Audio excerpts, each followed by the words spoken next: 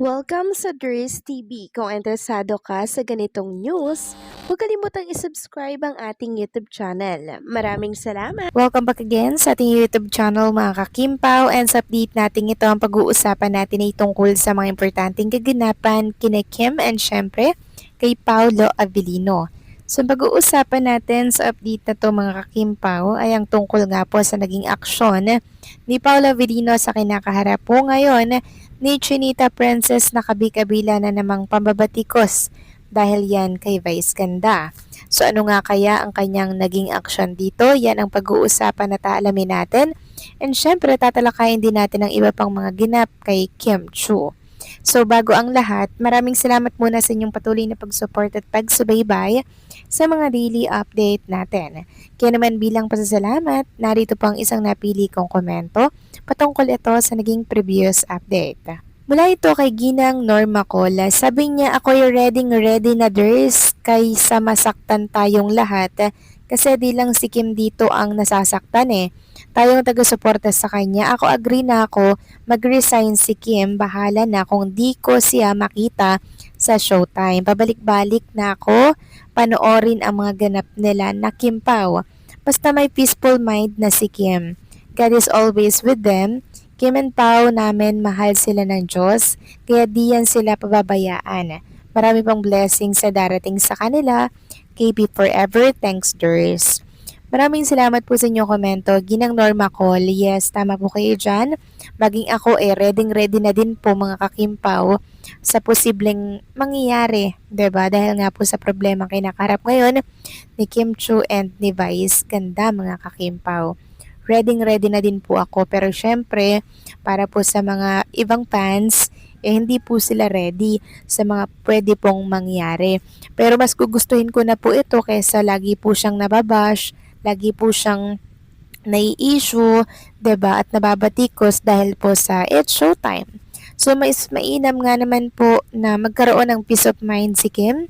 And syempre, payapang buhay. Kasi deserve niya yun mga kakimpaw.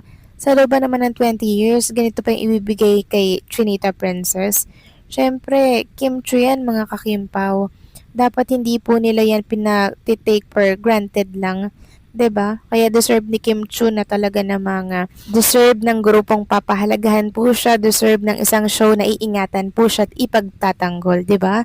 So maraming salamat po sa inyong komento. Ginang Norma Call, God bless po at mabuhay kayo. So eto na nga pag-usapan na natin mga kakimpaw, mga topic na nakalap natin sa update na to. At unahin nga nating pag-usapan at basahin ng tungkol dito sa ipinost po ng isang account sa X. Kaugnay ito ng pambabatikos na nangyari nga kay Chinita Princess. Sabi nga dito, doon sa mga fans na nagsasabi na sana umalis na si Kim Chiu sa It's Showtime, part of me agrees with it. I watch It's Showtime almost every day on YT. May mga bashers si Kim sa chat. May iisa doon chat reported multiple times because he's flooding the chat with RIP Kim. Wala bang admin ng chat ng live stream nila to monitor chat and block abusive users? Sayang ang talent pinikim sa It's Showtime kung aalis siya, pero kaya namang bawin ito ng TV show and movie project and business niya. And she would have more time for her business and more time to explore other opportunities. Yes, agree po ako dito mga kakimpaw, no? Mukhang mas luluag at magkakaroon nga ng peace of mind si Kim pag si Kim po ay nawala dito sa It's Showtime, 'di ba? Kung bagay malaking tinik ang mabubunot po sa kanya, magkakaroon po siya ng oras sa ibang mga bagay, 'di ba, na kailangan pong pagtuunan ng pansin kasi ang dami niya na naman pong naipundar, ang dami niyang business, ang dami niyang investment, kaya it's time na mag-enjoy na lang sa buhay, no? Umalis na lang si Kim Chiu kung saan siya na-stress. Samantalang talakayin naman natin ang tungkol dito sa ibinahagi pong video ni Kim Chiu sa kanyang Instagram story kahapon na siyang umani nga po ng maraming komento mula po sa mga fans. Sabi nga dito nang nabasa ko, sa video na binahagi ni Kim sa IG account niya, ramdam ko yung lungkot niya habang nakaupo at pinapaikot-ikot ang chair niya. Nasasaktan siya sa mga nangyayari ngayon. talagang pinagtanggol niya mga fans niya. Ramdam ko iniyak na lang niya ang sakit na nararamdaman niya kay Paulo habang si Paulo todo comfort sa kanya. Asawa duty pag nababash si Kim kasi dahil sa tweet ni Vice, nabatikos na naman si Kim at sinabi konsentidor daw si Kim, lahat na lang ng pamabatikos sa showtime nangyayari. Tama na Kim, alis ka na dyan. So agree din ako sa nabasa po natin mga kakimpaw, no? Na talaga namang dito po nagmumula lagi yung pamabatikos, yung problema problema, 'di ba? Tapos wala naman po nagiging pagtatanggol ang management or kasamahan niya po tungkol sa mga pinagdadaan ng pamabatikos ni Chinita Princess na nangyayari po sa kanilang programa. 'Di ba? Wala po silang ginagawa. Kaya kawawa po si Chinita Princess eh. Kaya ramdam ko rin po mga kakimpaw yung lungkot na nararamdaman ngayon ni Chinita Princess. Pero thankful tayo at grateful na talagang pinagtanggol po tayo ni Kim Chu kay Vice Ganda. Talagang sinagot niya po yun na hindi naman katoksikan na maglabas po ng expression, na maglabas po ng saloobin sa mga napapansin natin. Kasi binasa ko po yung tweet ng isang fan. Wala naman pong masama dun eh. Tanging ano lang yun eh. Tanging pag-express lamang po ng kanyang nararamdaman. Pero talagang kinall out ito ni Vice. Kaya dun po marahil na nasaktan si Kim Chu na pwede namang pag-usapan ito in private, 'di ba? Bakit pa i-call out? Syempre, damay-damay na po lahat yan. Yun po yung pinupunto doon ni Kim Chu na talaga namang pong hindi katanggap-tanggap mga kakimpaw. Kaya ramdam ko talaga yung disappointment at yung kalungkutan dito ni Chinita Princess mga kakimpaw. Sabi nga dito ng isang mensahe per Kim Chu, we may come from different parts of the world and live different lives, but you have brought us together as one family. Through your strangers become friends, and the shared admiration grow into community built on love, respect, and genuine support.